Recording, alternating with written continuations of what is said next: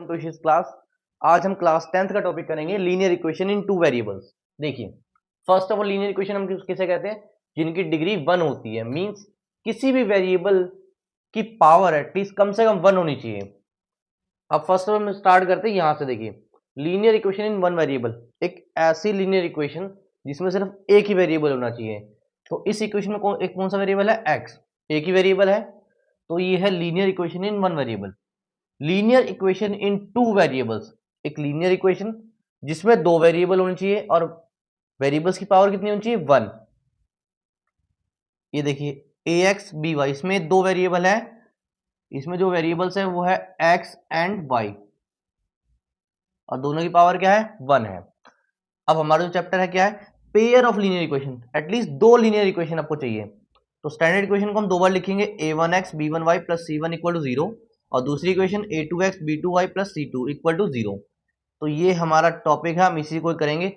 इन्हें सॉल्व करने के दो मेथड है, एक है ग्राफिकली, दूसरा अलजेब्रिक मेथड। करते हैं आगे। अब इन्हें सॉल्व करने के दो मेथड है, ग्राफिकली, दूसरा अलजेब्रिक मेथड। पहले हम ग्राफिकली मेथड करते हैं, ठीक है? आइए कुछ देखते हैं हम। इसे हम सॉल्व करेंगे तो हमारी कुछ सिचुएशन आती हैं, कई बार लाइनें इंटरसेक्ट करती हैं, या एक के ऊपर सेम लाइन आ जाए, या फिर दोनों लाइन पैरेलल होती हैं। वो कैसे हम डिसाइड करते हैं? देखिए, अगर इस इक्वेशन को सॉल्व करते हुए कभी हम चेक करें कि a1 upon a2, a1 upon a2 अगर नॉट इक्वल है b1 अपॉन b2 के, तो ये लाइन जो होती है वो होती है intersecting line, intersecting at a point. ये लाइंस एक दूसरे को एक पॉइंट पे इंटरसेक्ट करती हैं, और जितनी बार इंटरसेक्ट करती है उतने ही सॉल्यूशन होते हैं। तो एक पॉइंट पे इंटरसेक्ट करती है तो उसका होता है यूनिक सॉल्यूशन, यूनिक सॉल्यूशन या फिर वन सॉल्यूशन। और अगर सॉल्यूशन उसके अंदर प्रेजेंट है तो इस इक्वेशन को कहते हैं हम कंसिस्टेंट। क्या कहते हैं? कंसिस्टेंट, अगर उसके अंदर सॉल्यूशन प्रेजेंट है तो। दूसरी कंडीशन, अगर हमारा a1 upon a2 is equal to होता है b1 अपॉन b2 के, and which is always equal to c1 upon c2, तो ये लाइंस होती हैं कोइंसिडेंट लाइंस, कोइंसिडेंट लाइंस।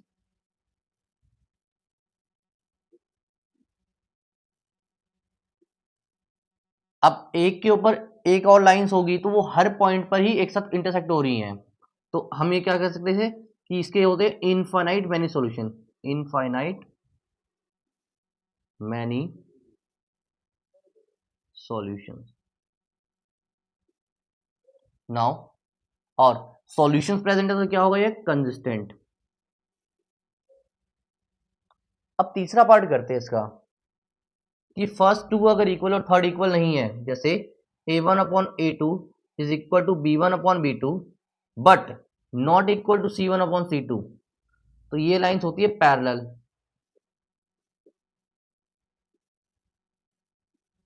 अब पैरेलल है तो किसी भी पॉइंट पे एक दूसरे को इंटरसेक्ट नहीं करेंगे, मींस नो सॉल्यूशन।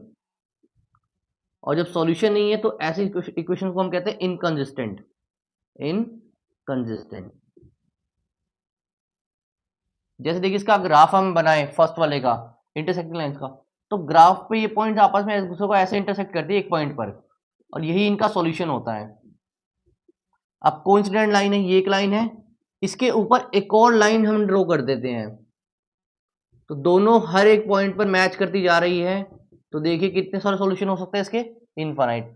अब दो पैरेलल लाइन है, ये इक्वेशन 1 है, a1x plus b1y plus c1 equal to 0, और दूसरी इक्वेशन होगी हमारी दूसरी लाइन की a2x plus b2y plus c2 equal to 0।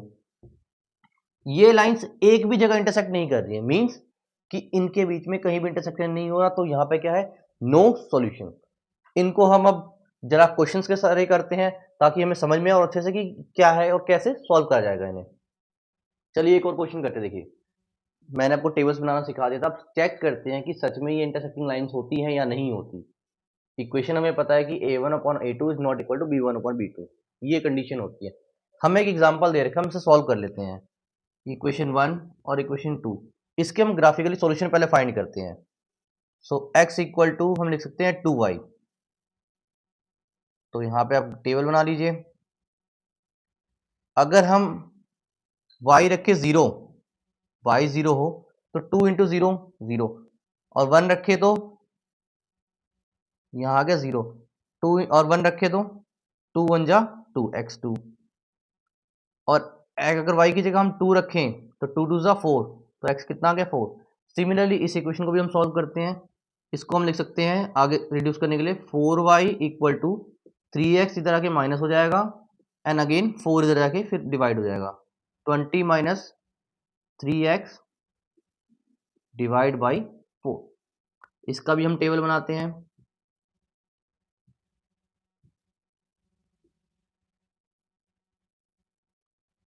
x and y, मान लीजिए x की जगह हम रख दे 0, 3 इंटू 0 0, तो यहाँ बचेगा 20/4, और 20 को 4 से डिवाइड करेंगे आएगा 5। अगर हम रखे 1 2 3, अगर हम रखे 4, 3 4 सा होता है 12, 12 माइनस 12, 20 माइनस 12 8, और 8 को 2 से 4 से डिवाइड करने क्या आएगा 2 आएगा। सिमिलरली हम इसे और आगे डिवाइड कर सकते हैं, यहाँ पे रख दे हम 6, 3 6 सा 18 होता है, और 80 20 माइनस 18 2, 1/2 यानी हाफ। अगर इसे हम ग्राफ पे रिप्रेजेंट करें, देखिए पहले यहाँ 0 0 था, कोई दिक्कत नहीं, 2 1 x2 and y1, x2 y1 ये पॉइंट यहाँ पे आएगा, 4 2 x4 y2, x4 y2, ये ग्राफ इस तरीके से पास आउट होगा यहाँ से। सॉरी थोड़ा टेढ़ा बन गया ग्राफ,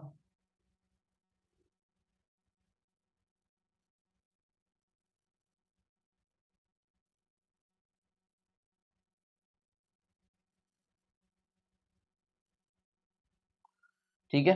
ये आपका है 2,1 और ये पॉइंट आपका 4,2। दूसरा ग्राफ है हमें 0 5 y5 और x0, 4 and 2 x4 y2, x4 y2 यही पॉइंट है, x6 y हाफ। तो ये ग्राफ कुछ इस तरीके से पास आउट होगा यहां से होता हुआ, ठीक है। तो ये इनका कॉमन पॉइंट है।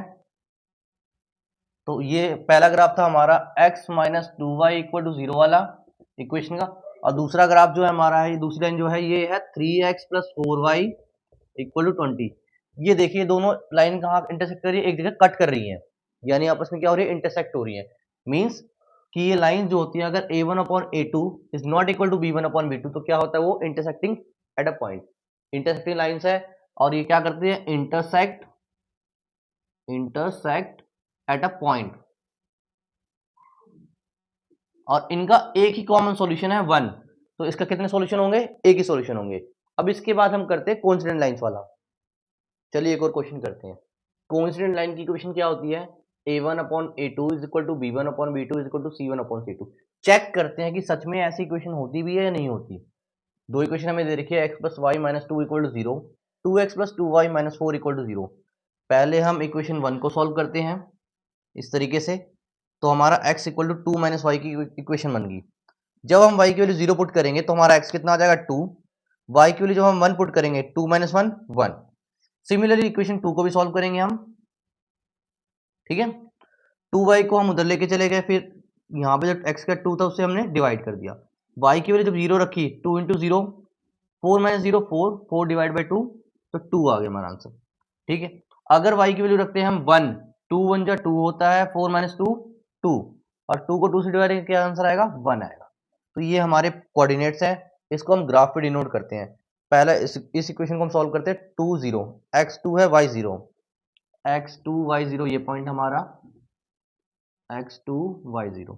दूसरा पॉइंट है x1 y1, तो ये पॉइंट हमारा यहाँ पे है। तो इसका ग्राफ कुछ इसकी लाइन ऐसे जाएगी पास आउट होते हुए, इसको आगे ले जाते हैं, ठीक है। ये इक्वेशन थी हमारी x plus y equal to 2, x plus y minus 2। दूसरी इक्वेशन हमारी थी 2x प्लस 2y माइनस 4, उसके कोऑर्डिनेट देखिए 2 0, वो पॉइंट ऑलरेडी यहाँ पर है, 1 1 वही पॉइंट यहाँ पे ऑलरेडी है, ये रहा। तो यहाँ पे ये भी लाइन इसी लाइन के ऊपर बन रही है, तो दूसरी इक्वेशन जो हमारी होगी 2x plus 2y minus 4 equal to 0, वो इसी लाइन के ऊपर ही आएगी। अब इस लाइन के ऊपर आने की वजह से देखो भाई, एक यहाँ पे इंटरसेक्ट हो सकती है, यहाँ पे, यहाँ पे, यहाँ पे, सिमिलरली बहुत सारे पॉइंट्स काउंट हो रहे हैं। तो इसके कितने सॉल्यूशन होते हैं? Infinite solution.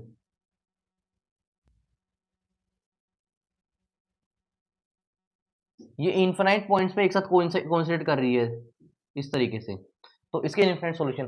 तो अगर कभी इक्वेशन में हम क्या कहें कि भाई a1/a2 is equal to b1/b2 और c1/c2 हो, तो क्या होती है लाइंस? वो कोइंसिडेंट लाइंस होती है और इनफाइनाइट सॉल्यूशन होते हैं। इसको हम इस तरीके से लिख सकते हैं, कंपेयर करके देखते जरा इसे हम। इक्वेशन को देखिए, x प्लस वाई, अगर इसके कोऑर्डिनेट्स हम कंपेयर करें तो यहाँ पे हमारा a1 1 है, a2 और b1 y के साथ 1 है और c1 है -2, a2 2 है, b2 2 है और c2 है -4। सॉल्व करके देखते भाई कि यह सच में ऐसा है भी या नहीं है। 1/2 b1/b2 1/2 c1/c2 -2/-4, माइनस से माइनस कैंसिल, 2 1 जा 2 और 2 2 जा 4, तो सब इक्वल आ रहे हैं। देखिए कोऑर्डिनेट्स क्या है, वेरीफाई होगा कि हाँ अगर लाइन कोइंसिडेंट्स है तो उसके लिए क्या होगा, a1/a2 is equal to b1/b2 is equal to c1/c2। इस तरीके से आप कॉन्स्टेंट लाइंस को सॉल्व भी कर सकते हो और उनके सॉल्यूशन भी फाइंड कर सकते हो। अब हमारा बचा पैरेलल लाइंस का। आइए अब तीसरी चीज हम करते हैं, पैरेलल लाइंस। ठीक है, कि कोई पैरेलल लाइन से उसकी इक्वेशन क्या होती है, a1/a2 is equal to b1/b2 not equal to c1/c2। हम वेरीफाई कर लेते हैं ग्राफ से कि ऐसा सच में होता भी है या नहीं होता। इक्वेशन 1 हमारी है x plus 2y minus 4 equal to 0 और दूसरी इक्वेशन है 2x plus 4y minus 12 equal to 0। Equation 1 को पहले हम सॉल्व करते हैं, -4 को उधर ले गए, देन अगेन 2 को लेके गए तो -2y हो गया। अब सॉल्व करते हैं, अगर हम y की वैल्यू यहाँ रखते हैं 0, 2 इंटू 0 क्या होता है 0, 4 माइनस 0 4। अगर हम 2 की वैल्यू रखते हैं 1, 2 1 जा 2, 4 माइनस 2 2। दूसरी इक्वेशन देखिए, अगर हम यहाँ रखते हैं y की वैल्यू 0, तो 4 इंटू 0 0, तो 12 को 2 से डिवाइड करके क्या आएगा 6। अगर रखते हैं वैल्यू 1, तो यहाँ 4 1 जा 4 और 12 माइनस 4 होता है 8। y की लिखने में 1, 8 को डिवाइड करेंगे 2 से तो क्या आएगा आंसर 4। तो ये हमारे कोऑर्डिनेट्स आ गए। अब इन्हें ग्राफ पे डिनोट करते देखिए, पहला है x4 y0, तो x4 हमारा यहाँ पे होगा x4 y0। दूसरा x2 y1, x2 y1, ये रहा हमारा पॉइंट। तो इसको हम थोड़े आगे एक्सटेंड कर देते हैं। ठीक है, हमारी इक्वेशन ये क्या थी, x plus 2y minus 4 equal to 0, x plus 2y minus 4 equal to 0। दूसरा क्या ग्राफ है मैं देखिए, x6y0, x6y0 ये हमारा पॉइंट है, x6y0, x4y1, x4y1 ये पॉइंट हमारा यहाँ पे है।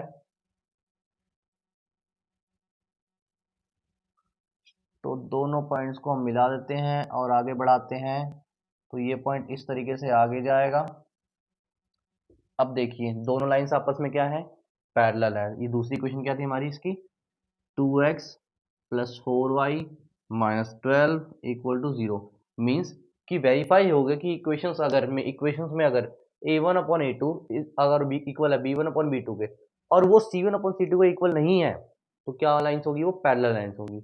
अब पैरेलल लाइंस कहीं भी इंटरसेक्ट नहीं करेगी दूसरे को, मीन्स इसका एक भी सॉल्यूशन नहीं है। तो यहाँ पे लिख सकते हैं हम नो सॉल्यूशन। ठीक है, पैरेलल लाइंस की कोई सॉल्यूशन नहीं होते। अब इसके बाद हम एक्सरसाइज 3.2 करते हैं ताकि कुछ और क्वेश्चन हमें अच्छे से और समझ में आ सके।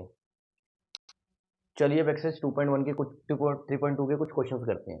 On comparing the ratio a1/a2, b1/b2 and c1/c2, find out whether the lines representing the following pair of linear equation intersecting at a point parallel or coincident। तो इक्वेशन 1 से स्टार्ट करते हैं, पहले कंपेयर कर लेते हैं इनकी a1/a2 की वैल्यू क्या है हमारी। फर्स्ट इक्वेशन हमारे कंपेयर करेंगे a1x b1y plus c1 equal to 0 से। सेकेंड इक्वेशन a2y और c2 इक्वल टू 0। तो कंपेयर कर देखिए a1 की जगह क्या है यहाँ पे 5, b1 की जगह क्या है -4 एंड C1 की जगह पे है 8। सेकेंड इक्वेशन को कंपेयर करेंगे हम सेकेंड इक्वेशन से, A2 है 7, B2 6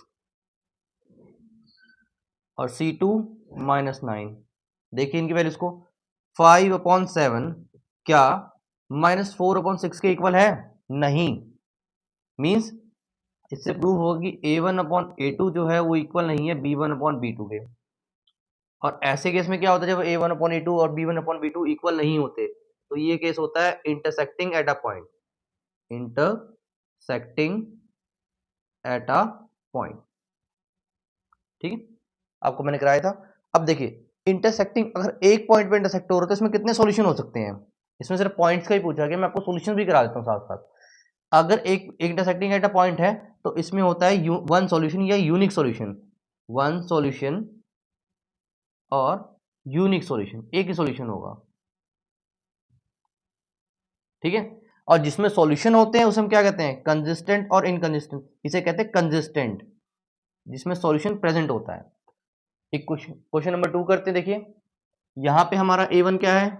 9, B1 3 एंड C1 है 12, A2 18, B2 6 एंड C2 24।